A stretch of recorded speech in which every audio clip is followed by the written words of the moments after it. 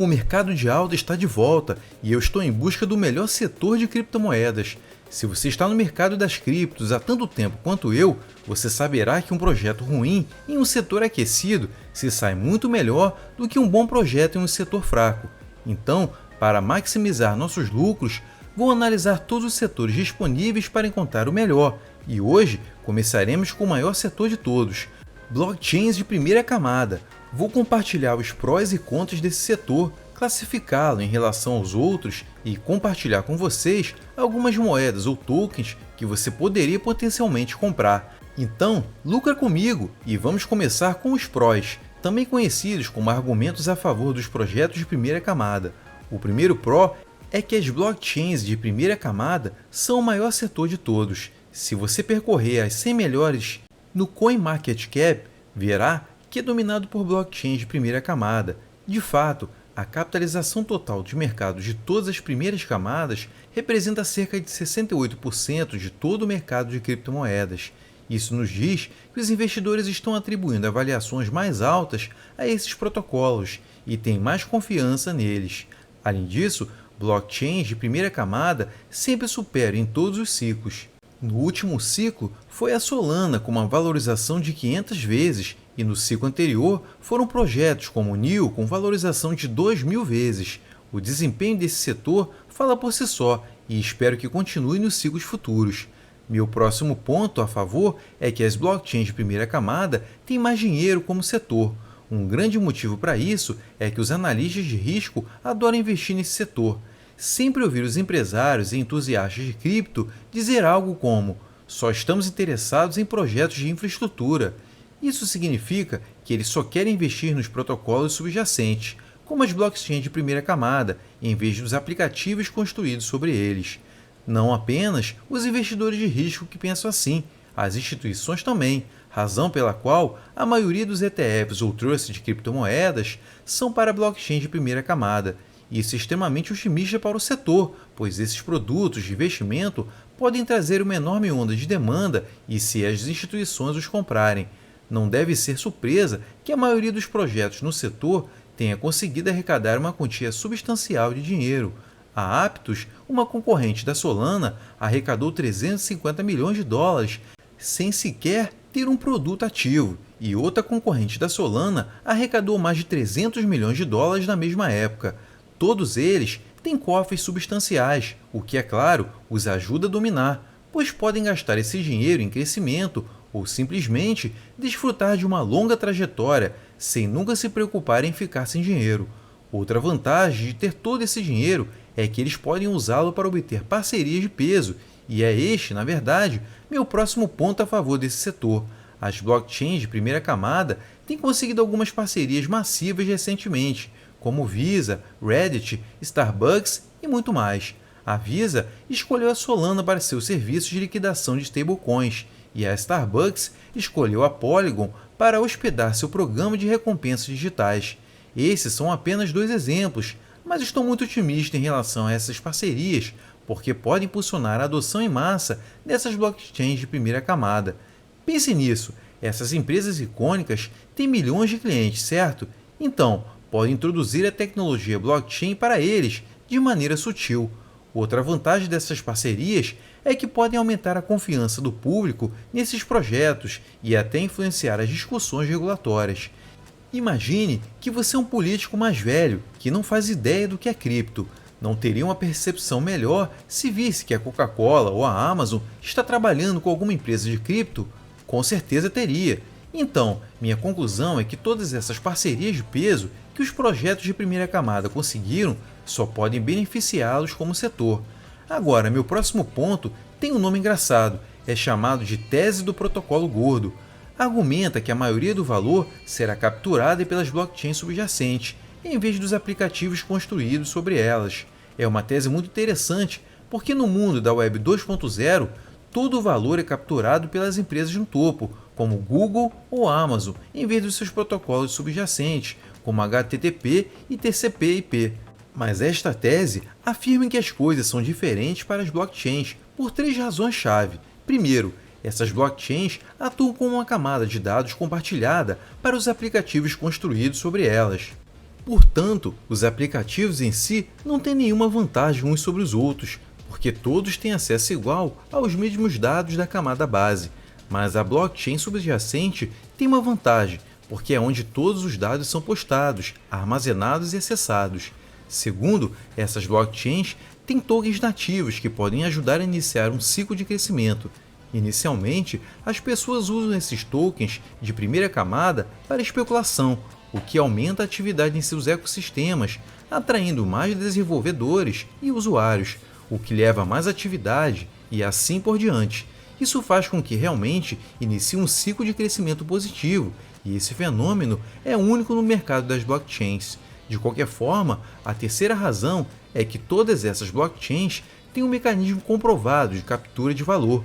A maioria delas captura valor por meio de taxas de transação ou staking, e esses são mecanismos de captura de valor muito claros e comprovados, ao contrário de alguns aplicativos que não precisam realmente de um token, mas o incluem em seu sistema para justificar suas vendas de tokens. Em resumo, essa tese do protocolo gordo é bastante complicada, mas depois de dedicar tempo para entendê-la, acho que faz sentido logicamente que as blockchains de primeira camada capturem a maior parte do valor.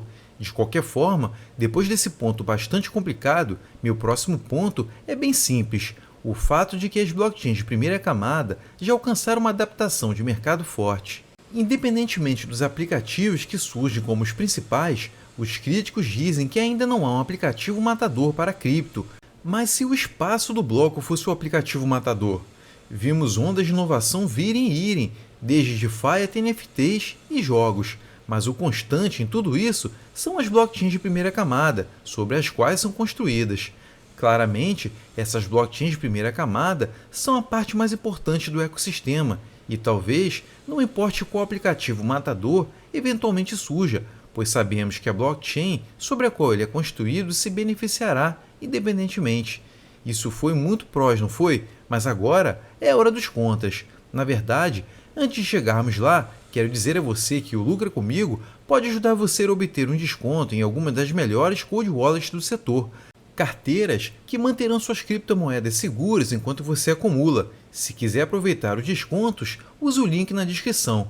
Agora, voltando aos contras ou argumentos contra o setor de blockchain de primeira camada, meu primeiro ponto é que muitos desses projetos lançam com uma capitalização de mercado extremamente alta nos dias de hoje, então há muito pouco potencial de valorização para nós, investidores de varejo.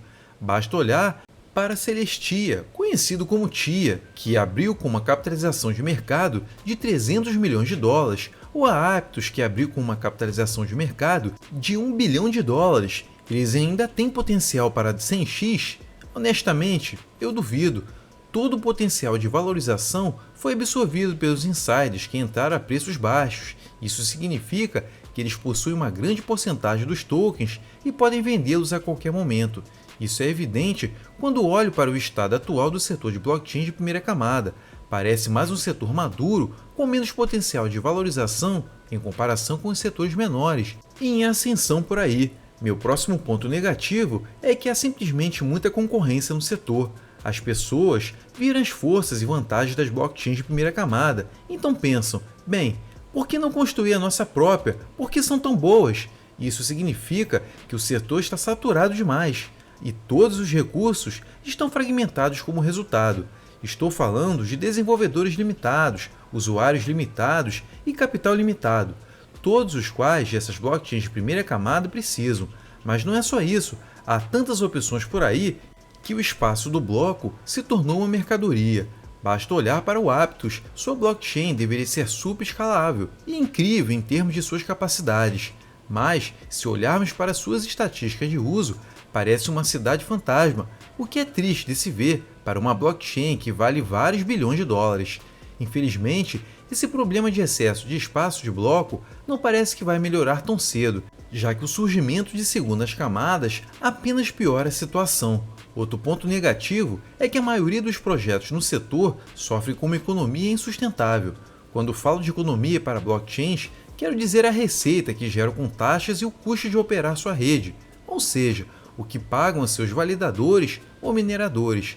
Para ser sustentável, a receita precisa ser maior ou igual ao custo de operar a rede. mas o problema é que a maioria dessas primeiras camadas não estão gerando receita suficiente. Olhe para a Solana, ela gera apenas valores de 5 dígitos em taxas por dia, mas isso não é suficiente para pagar todos os seus validadores de rede. Então, eles têm que inflar sua oferta para compensar. Pode estar pensando, isso não afeta a maioria dos projetos em outros setores? Seria uma ótima pergunta, mas a resposta é não, não necessariamente.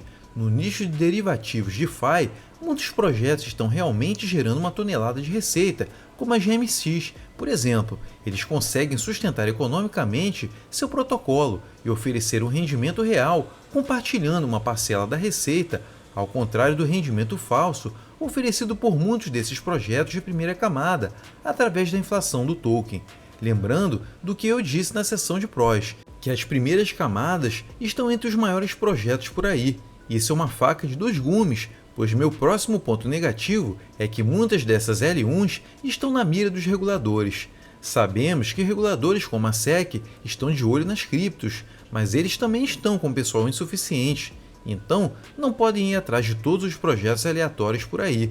No entanto, para os projetos maiores, podem, e é por isso que muitos deles foram mencionados nas recentes ações judiciais da SEC, como a Sol, ADA e Algorand. Veja bem, não estou dizendo que concordo com os pontos da SEC, mas o fato é que os investidores podem hesitar em manter esses tokens ou as exchanges podem hesitar em listá-los, o que leva a menos liquidez, acessibilidade e demanda. Agora, esse ponto de regulamentação me leva ao próximo ponto negativo, que tem a ver com a disposição, ou a falta dela, das tradicionais instituições financeiras em usar essas blockchains públicas. Se você ainda não percebeu, as instituições financeiras realmente se importam em manter a conformidade e minimizar os riscos. Então, quando consideram suas opções, veem que as cadeias de permissão, muitas vezes, atendem melhor aos seus requisitos do que as cadeias públicas. E é por isso que a JP Morgan tem sua própria cadeia de permissão para a sua moeda JP Morgan. Também é por isso que quando a BlackRock fala sobre tokenização, eles podem se referir à tokenização em uma plataforma de permissão, em vez de em cadeias públicas. Pense sobre isso. Se você possui um token que representa o título do seu carro e em seguida algum hacker o rouba, isso significa que agora eles são os donos do seu carro? Claro que não, é assim que funciona no mundo real. Então, quando qualquer sistema que lide com ativos do mundo real terá que fazer coisas como reverter transações e coisas do tipo. Portanto, é uma verdadeira questão se as tradicionais instituições financeiras irão ou não adotar essas blockchains de primeira camada, ou se construirão um sistema separado. Enfim, foram muitos prós e contras para assimilar. É isso, pessoal. Façam seu juízo de valor e vejam se faz sentido essa análise. E, por favor, me digam quais criptos você tem mais confiança, tanto na valorização quanto na sua blockchain. E se esse vídeo foi útil, então lucra comigo. Não deixe de curtir e se inscrever no canal para não perder os próximos vídeos com as demais análises. Fique atento ao mercado e continue investindo. Até mais!